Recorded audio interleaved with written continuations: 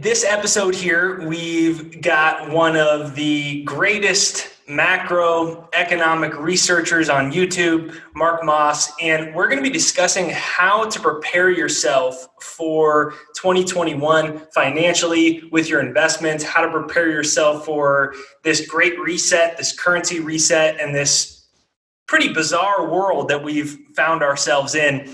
And so we're doing this in honor of Mark has an amazing thing coming up here that starts right now. He's doing a 3-day live online training to help you prepare for your finances, your investments, to prepare yourself for the great reset and all the shenanigans of 2021. And there's a link in the description right there down below where you can go ahead and sign up, almost like a New Year's resolution workshop for finances. So you'll see the link right there in the description. It's free to sign up for it. And so welcome, Mark. Yeah, thanks so much, Jake. Pleasure to be back with you. Okay, so pretty weird year in 2020, and we're heading into 2021, and you're helping everyone with the event prepare for what's to come here in 2021. What do you think are the biggest mistakes people make with their finances, or mistakes they are making right now that are easy ways we can better prepare ourselves and our freedoms?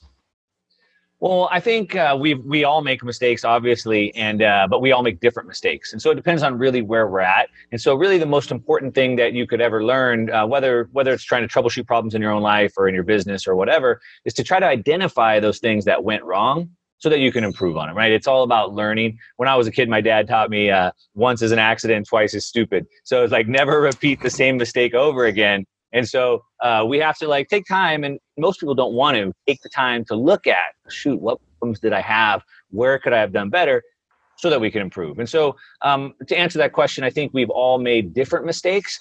I just recently dropped a video where I kind of highlighted some of the things that we've learned in 2020, and then a lot of things that did go wrong for people.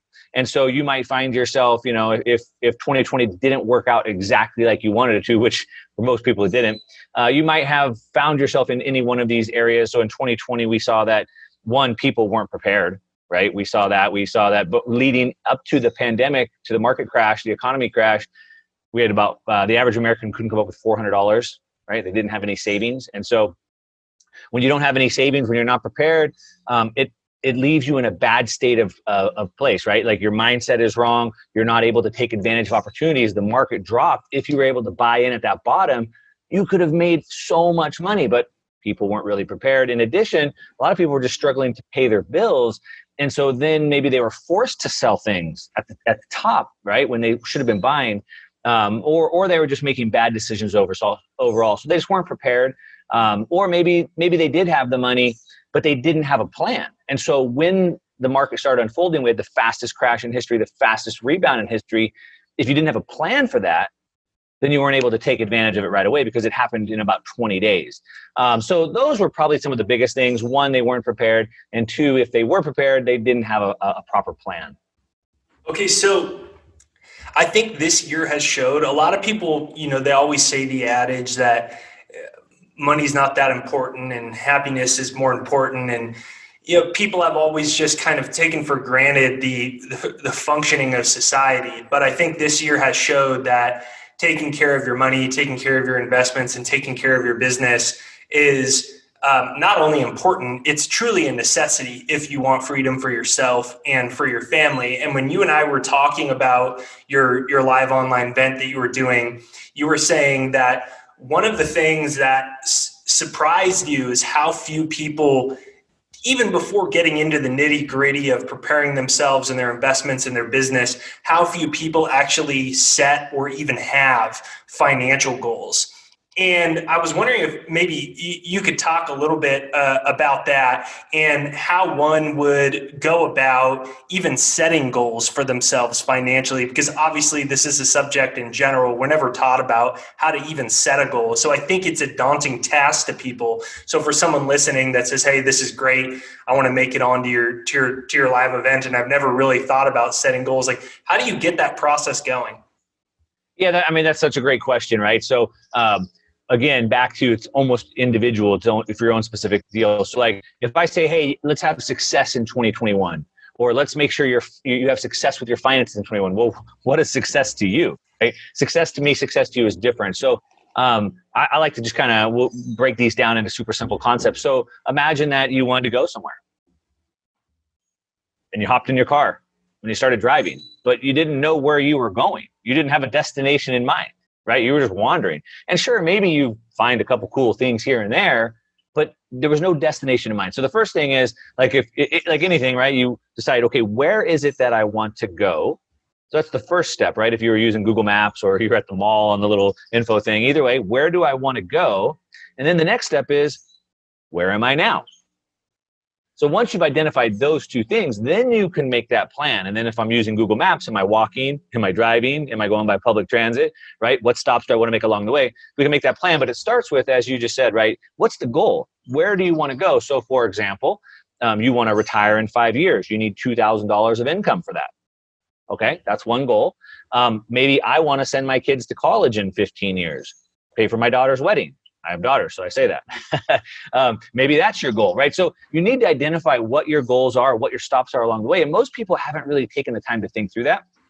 And maybe a lot of that's because they think that it might be too difficult. Like, well, I don't know how to change my position or what I'm doing. Well, that's the plan. Let's not focus on the plan yet. Let's first identify where we want to go.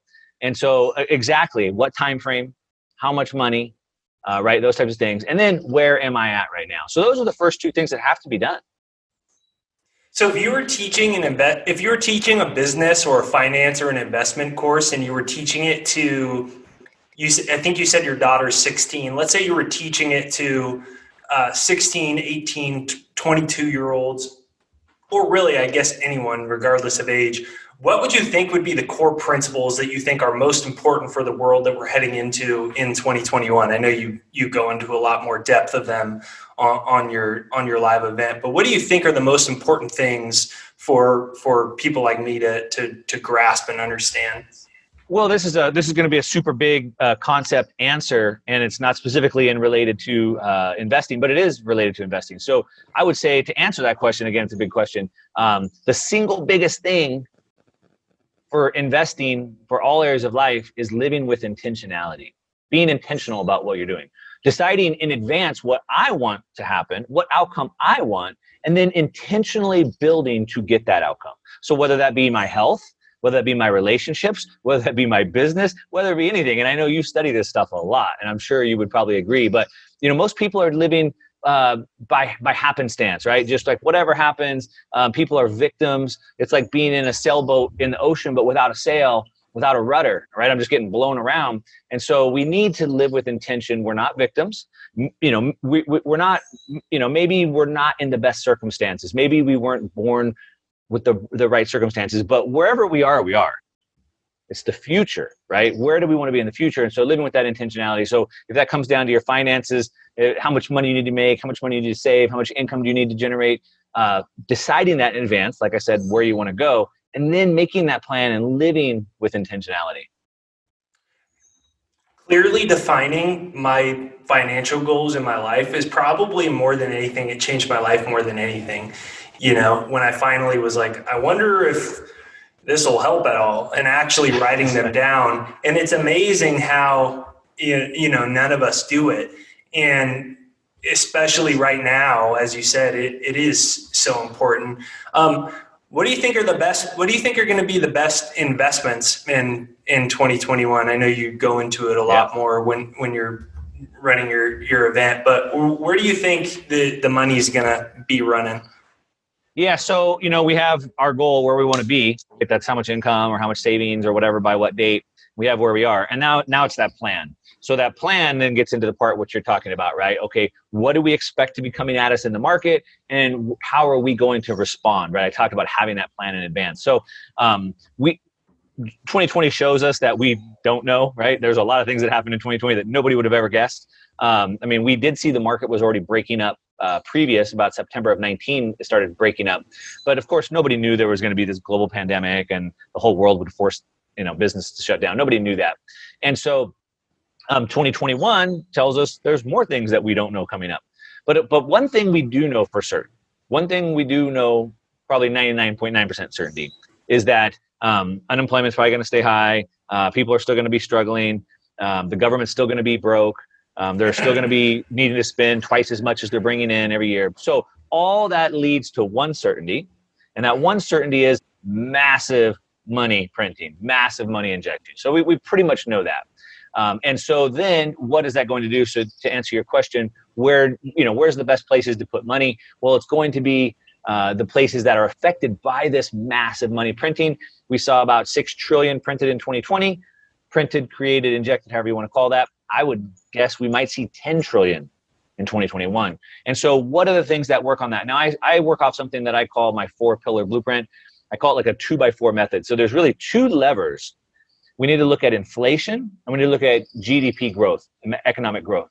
When you look at those 2 levers, inflation, economic growth, and then you divide, there's 4 different sectors of the market where money can flow to. And those 2 levers tell us where the money's going to flow to. It's kind of like Wayne Gretzky, as he said, like skating to where the puck is going to be. So when they create this amount of money, it's going to drive up asset prices. They're creating an unlimited amount of fake fiat counterfeit money.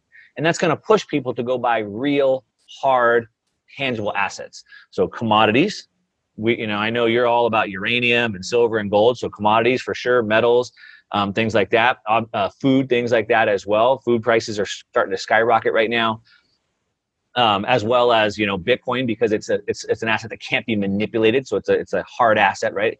And things like that, I think, are going to be the best places to be for 2021. So when you're running this event, give me an idea of the process that you're taking everybody through. So it starts at goals, and then you're breaking down expectations for the market. Give me an idea, or the listener an idea of what you're taking everybody through. Yeah, so I broke it down into 3 days, so it's kind of bite-sized, digestible, so you can get through it. So day 1 is really, again, like we either win or learn. So what can we learn from 2020? And we'll kind of recap what happened throughout the year, the market movements, things that we could have done in those different stages. So really it kind of recaps 2020, what we could have learned from that, or what we should have learned from that.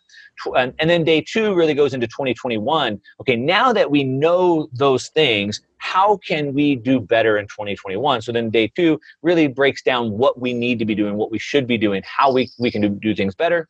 Now that you've learned the lessons, you know what to do, then day 3 goes into what are we expecting in 2021? What do we expect from the market? Who are the players? Obviously, we talked about the money printing. Where is that going to go?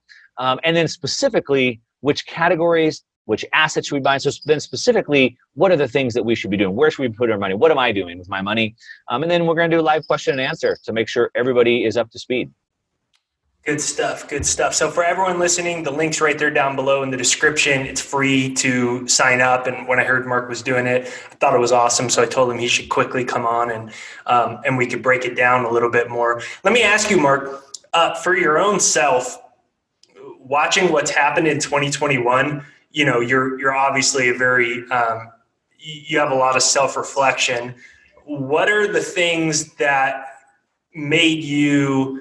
what did you learn most, and in which ways did you pivot most?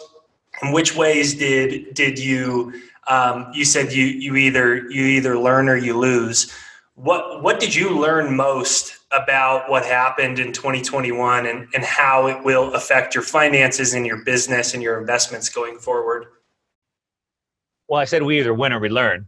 Win or we learn. I'm sorry. What did I say? Win or we lose. I mean, it's the same thing, but I like to focus on the positive. But yeah. So what did we learn? So I think for me, the biggest things that I've learned is that maybe I think I'm a little bit smarter than most because I'm really paying attention. But at the same time, even for myself, maybe I didn't pivot as quickly as I should. And so that's one of the things that I really reinforce is that we got to be paying attention. Like, now is not the time to be like making all your money and handing it off to somebody and letting them blindly invest it into some 60-40, type of portfolio. We really have to be paying attention. And so even for myself, I kind of had that plan, but I didn't expect things to happen as fast as they did. So I could have been better at pivoting quickly. So we did close longs. I did flip short. I shorted the market down. That worked out pretty good. Took some positions on the way back up. But I think that was definitely one of them. The other thing is that I underestimated the response that the the Federal Reserve was going to have. So I've lived through, I'm kind of old now. I've lived through a couple of these crashes. I actually got my start in 95 investing, coming out of the 89 to 92 crash. I invested all the way to the dot-com crash, through the 2008 crash. But we've never seen anything like what the Federal Reserve response has been. And so I underestimated how heavy they were going to go in. And because I underestimated that, I didn't underestimate how much the response or how fast things were going to move based off of that. So it was something new for me. I'm learning every day as well. And so those are probably the biggest takeaways for me personally. Do you think that in 2021 we'll see, you said you anticipate maybe 10 trillion versus 6. What are your expectations for 2021? And, obviously we've got an incredible amount of people unemployed, an incredible amount of people that can't pay their rent or mortgage that are basically, aren't allowed to be foreclosed or evicted upon. We've got, they say like 50% of small businesses they're permanently closed. What are your expectations for 2021 from a policy and a fiscal perspective from the Fed and the government? What do you anticipate? Well, we really have 3 different things that we need to be focused on, and 2 of them are kind of wild cards. One of them is an extreme wild card. So what do I mean by that? So, when we look at the markets, we look at market cycles, we look at, the market should be driven by the economy. So we look at all these different things, the market cycles, the timing, the economy, debt ratios, all these things. And that tells us what we should be expecting. The problem is today, the markets are not being driven by the economy like they used to. Today, the markets are not moving like they are supposed to. Instead, they're being moved by the Fed, what the Federal Reserve is going to do, how much money they're going to create, where they're going to inject it. And so that's a wild card. We don't know what's in those 7 board governors' heads and what they're going to do. Obviously, they telegraph some of this to us, and so we're always trying to anticipate that. So one, the market tells us we need a correction. And a lot of people are calling for this. I know you've had people on your channel as well. They're calling for this, 60, 70, 80% correction next year. That's what the market needs. That's what the market's telling us should happen. And so those people are not wrong in saying that.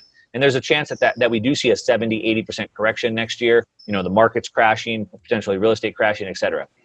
But the wild card is what we don't know is what the Federal Reserve is going to do. Are they going to print 6 trillion more, 7 trillion more? They could decide, you just mentioned now, a moratorium on rent evictions, for example, moratorium on rent or on home foreclosures.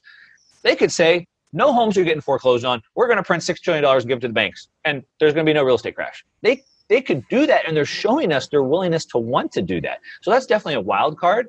But then it's only going to work for so long. So they're going to be able to try. They're going to be able to keep this patient on life support for only so long, and eventually it dies. So that we have to pay attention. But then there's some. So I think there's a. I hate to be wishy-washy here, but there's a 50-50 chance here. The market should crash, and all those people, Harry Dent and David Hunter you've had on their show, they're not wrong in calling for that. But we don't know what the Fed's going to do. So we have those 2 things at play. But then there's a bigger thing at play, which I know you've been talking and really digging into as well. You had Lynette on your show the other day talking about, this great reset that's happening. So we have the country, right? We have the U.S. You and I were in America. Well, I'm not actually in America right now. But, right, we focus on the U.S., but there's a global movement happening right now. And so now we have, the great reset and things like that are in play. And so that can basically usurp what the United States is trying to do. And we know there's a bigger global agenda at play. And so all 3 of those things are hanging in the balance. And so what you and I have to do is we have to understand what those 3 things are. And we need to live in a world where we think about probabilities. All right. So everybody wants a prediction. Tell me what's going to happen. Give me your guess. You tell me where the market's going to be at this. Like, that's not how it works. No real investor ever does that.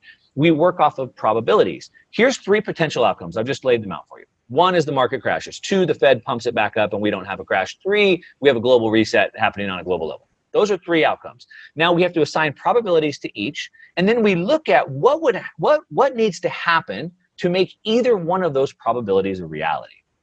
And then we sit back and we watch it unfold. All of a sudden, these things start happening. We go, ooh, now this probability looks like the most likely outcome. Oh, no, wait, these things are happening. Okay, now this probability. So we have 3 potential outcomes. We assign probabilities to each. We understand the steps that need to happen for each of those things to take place, and then we react accordingly. Does that make sense? That's beautiful. Obviously, for everyone listening, Mark is a very thorough and well researched person, and I'll be on his live event. So I recommend everyone go to the link in the description and go ahead and sign up for it. It's free. And I thought a good last way to kind of end is, you talked about it the first time you and I chatted. When I forget exactly what my question was, but I essentially said, like, what's the most important thing people need to do to prepare themselves financially? And you kind of said, well, everyone talks about Bitcoin or gold or silver, but they don't really realize that the number one thing is increasing their income. And I firmly believe that what's changed my life more than anything is focusing on growing my income. And I think that there is a belief that if you put your money in Bitcoin or in mining stocks, that you're just going to get filthy rich from it. And that may be so, but you need a lot more capital than people actually believe in order for it to be a legitimate return. And I think there's this ungroundedness in people's expectations. Do you stand by your original premise that you made the first time we talked, that one of the, if not the most important thing in 2021 is to really focus on increasing your income and your business and setting your goals clear financially? Do you still stand by that? Yeah, I certainly do. As a matter of fact, in the training, I go deep into these topics because It is so important. So I do cover that. So to your point, we in the training, I talk about mindset. So mindset's a big thing, and a lot of people think mindset, investing. What are you talking about? But as humans, our human nature makes us horrible investors. It does. We suffer from normalcy bias. We suffer from recency bias. We suffer from confirmation bias, and then as humans, we're really motivated by two things: rushing towards pleasure and from pain. And so I discuss how we can first identify with these problems that we have and how we can navigate around them.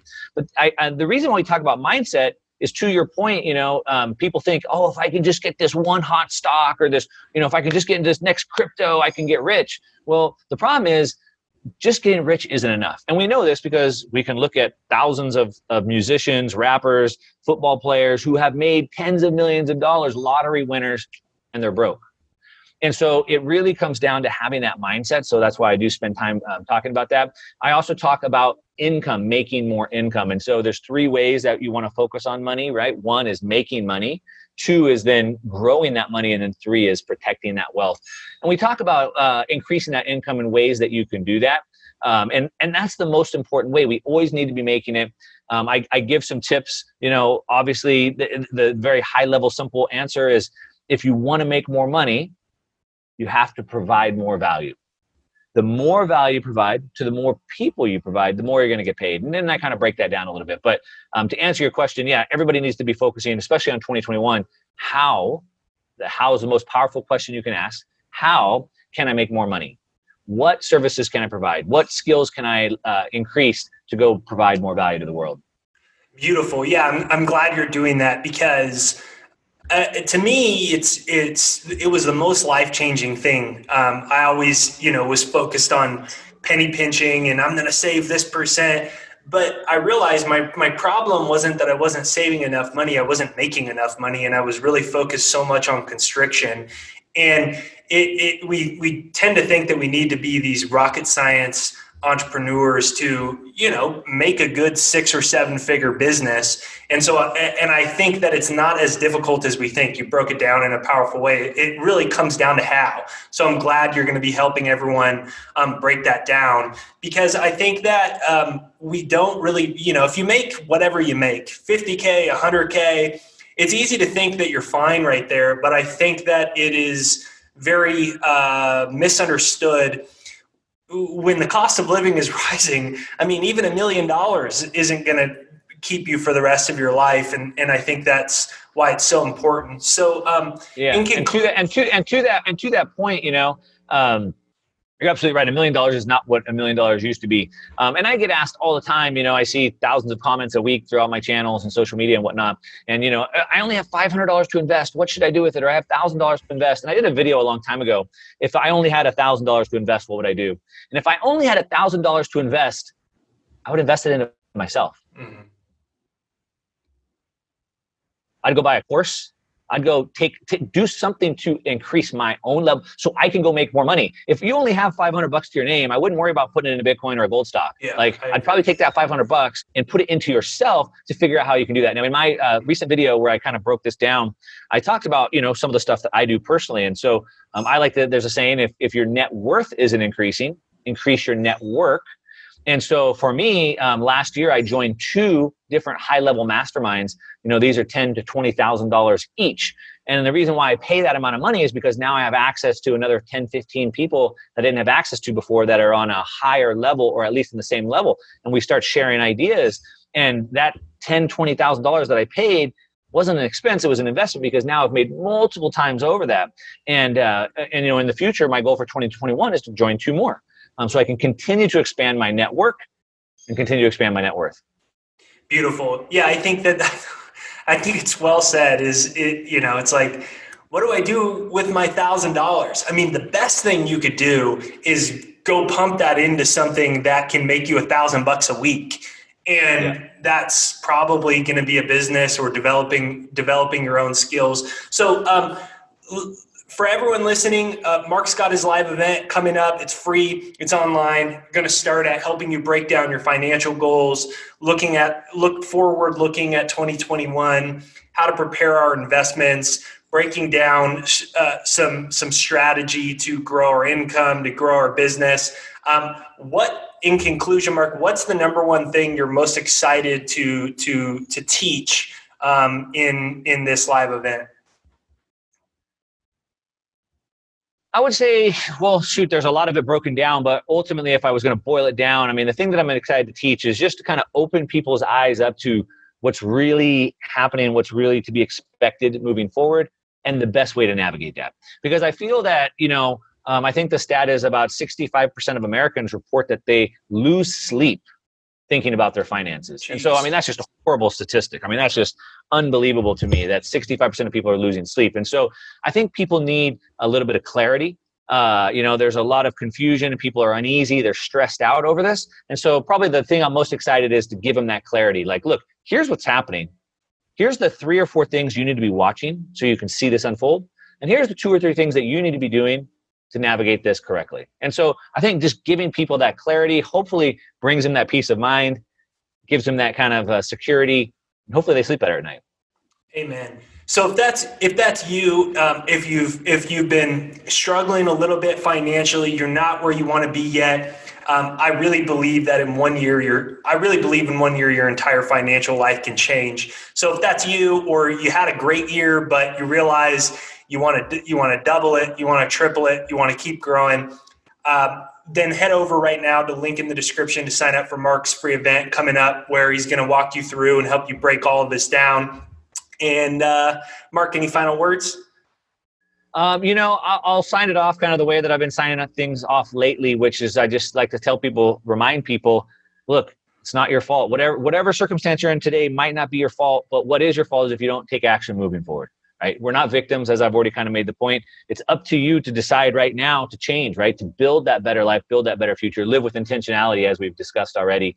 And so I just want to encourage everybody, whether you come join my training or not, you're already taking the right step by even watching these videos, by watching Jake's channel. So congratulations on that. But yeah, the future is not set. The future is yours to create. So everybody, let's start off the year off right, and set out to build the best year of your life. Okay, everyone, thank you for watching this video. Leave a comment down below and let us know one thing you learned from it. In the description right there down below, you can sign up for Mark's event. Make sure you hit the like button on either side right over there. And I will see you this week.